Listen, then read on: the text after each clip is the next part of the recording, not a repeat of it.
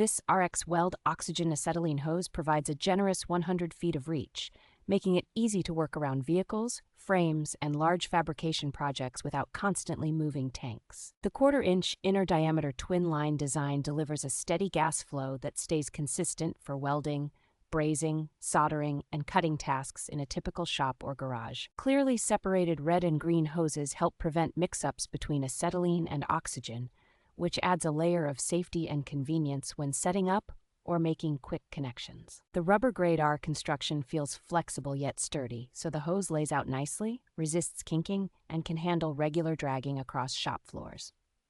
Factory crimped fittings with 9/16-18 threads on both ends make it straightforward to hook up to most standard torches and regulators without hunting for adapters. With a working pressure rating suitable for common oxy-fuel setups and a high burst threshold, this hose inspires confidence for demanding day-to-day welding use.